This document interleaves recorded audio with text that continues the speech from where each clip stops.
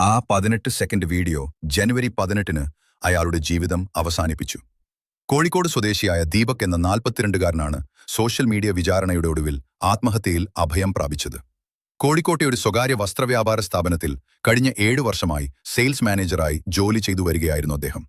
ജോലി സംബന്ധമായ യാത്രക്കിടയിൽ ദീപക് മോശമായി പെരുമാറിയെന്നാരോപിച്ച് അതേ ബസ്സിൽ യാത്ര ചെയ്തിരുന്ന ഷിംജിത മുസ്തഫ എന്ന സ്ത്രീ ഇൻസ്റ്റഗ്രാമിലൂടെ പങ്കുവച്ച വീഡിയോ നിമിഷങ്ങൾക്കകം വൈറലായി.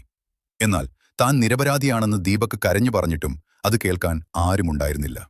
വൃദ്ധയായ അമ്മയുടെയും കുടുംബത്തിന്റെയും ഏക തണലായിരുന്ന ദീപകിനെ ക്രൂരമായ സൈബർ ആക്രമണങ്ങൾ മാനസികമായി തകർത്തുകളഞ്ഞു.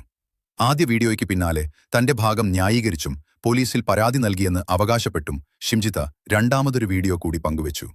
ഈ വീഡിയോയിൽ അവർ പോലീസിൽ പരാതി നൽകിയെന്ന് പറഞ്ഞ കാര്യങ്ങൾ പിന്നീട് തെറ്റാണെന്ന് പോലീസ് കണ്ടെത്തി.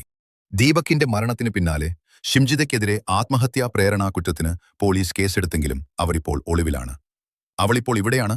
ഒരു നിമിഷത്തെ വീഡിയോ കൊണ്ട് ഒരാളുടെ ജീവിതം തകർക്കാൻ നമുക്ക് എളുപ്പമാണ്. പക്ഷെ നഷ്ടപ്പെട്ട ആ ജീവൻ തിരിച്ചു നൽകാൻ ആർക്കാവും? നിയമം കയ്യിലെടുക്കുന്ന ഇത്തരം സോഷ്യൽ മീഡിയ വിചാരണകൾ ഇനിയെങ്കിലും അവസാനിക്കട്ടെ.